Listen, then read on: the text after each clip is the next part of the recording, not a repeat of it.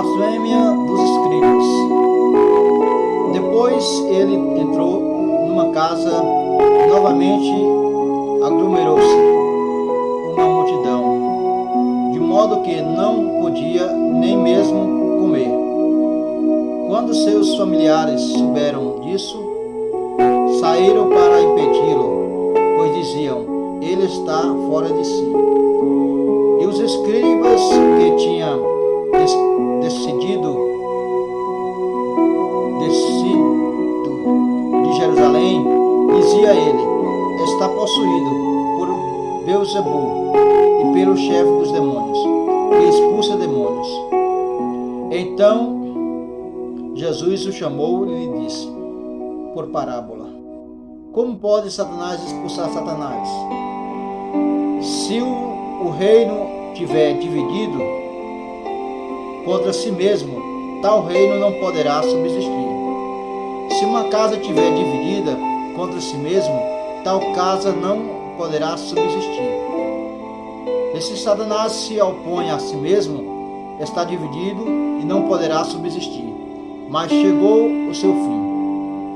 Pois ninguém pode entrar na casa do valente e roubar-lhe os bens, sem que primeiro o amarrem, então lhe saqueará a casa.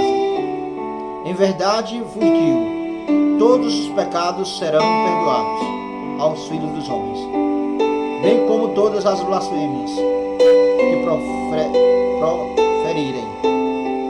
Mas quem blasfemar contra o Espírito Santo nunca mais terá perdão, mas será culpado de pecado eterno.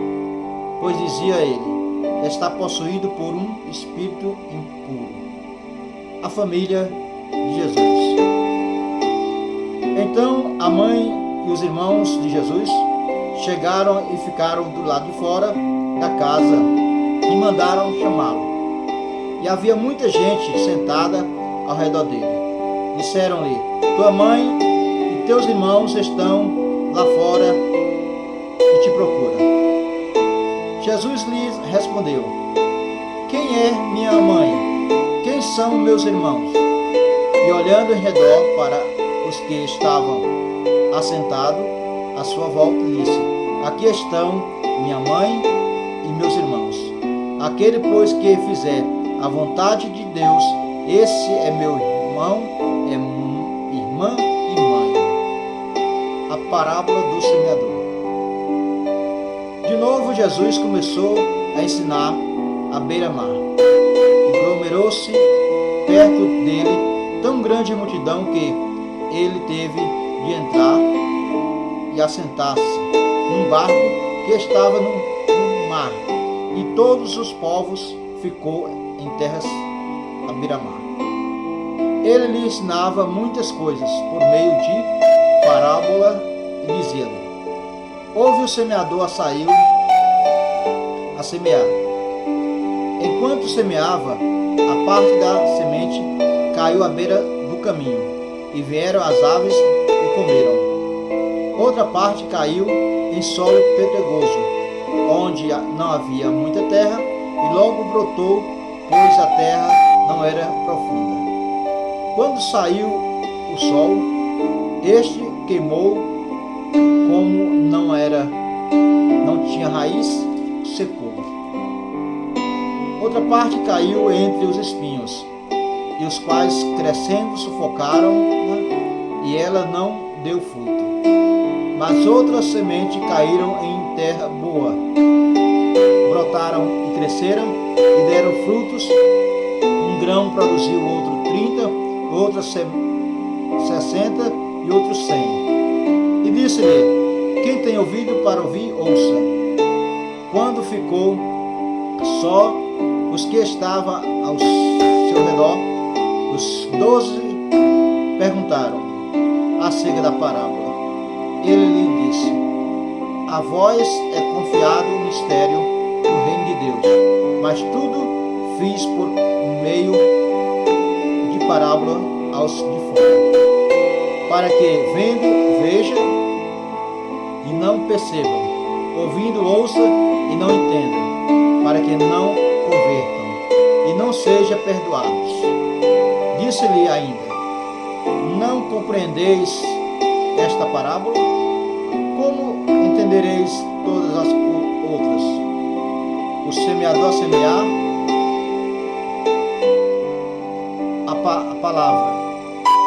E os que estão à beira do caminho são aqueles a quem a palavra é semeada, mas depois de ouvir-a, logo vem Satanás e tira a palavra nele semeada. De modo que foram semeados em lugares pedregosos são os que, ouvindo a palavra, imediatamente recebem com alegria. Mas como não tem raiz em si mesmo, dura pouco. Quando vem a tribulação ou a perseguição por causa da palavra, logo tropeçam. Outra ainda são os que recebem a semente entre espinhos. Estes são os que ouvem a palavra, mas as preocupações do mundo, sedução da riqueza e o desejo por outras coisas sufocam a palavra e ela fica infrutífera. E outros que receberam a semente em terra boa são os que ouvem a palavra, acolhem-se e dão fruto, alguns 30, outros 60 e por outro 100 por um. A parábola da candeia. Disse-lhe mais: será que a candeia deve ser colocada debaixo da vasilha ou debaixo da cama? Não deve ser colocada no velador, porque nada está encoberto que não seja para ser manifesto, e nada foi escondido senão para vir à luz. Se alguém tem ouvido para ouvir, ouça. Também lhe disse: dai atenção ao que ouves. Com a medida com que medis, também vos medirão, ainda vos acrescentarão. Pois ao que tem, mais lhe será dado, mas ao que não tem, até o que tem lhe será tirado. A parábola da semente.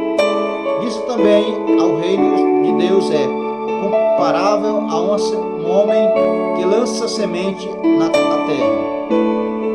Que esteja ele dormindo à noite, quem acordados de dia, semente acaba brotando, crescendo sem ele saber como.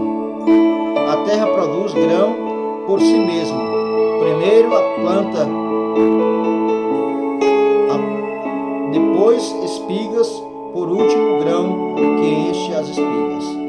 Mas assim que o grão amadurece, o homem logo lhe passa a foice, porque chegou a colheita. A parábola do grão de mostarda.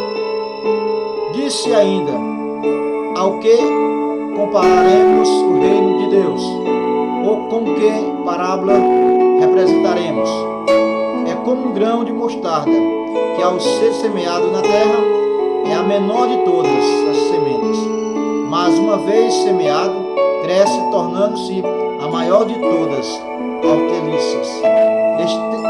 Estende o grande ramos, de tal modo que as aves do céu podem aninhar-se à sua sombra. E dirigiam-se-lhe a palavra com muitas outras parábolas, como essas, conforme conseguiam compreender. E não lhe falava sem usar parábola, mas explicava tudo aos seus discípulos em particular. Jesus acalma a tempestade. Tende naquele dia Jesus lhe disse: passemos para o outro lado. Deixando a multidão, eles levaram consigo um barco, assim como estavam outros barcos o seguiam. E levantou-se então uma grande vendaval, e as ondas arremessavam-se contra o barco, de modo que ele já estava inundando. Jesus, porém, estava na polpa dormindo, sobre uma almofada. E os discípulos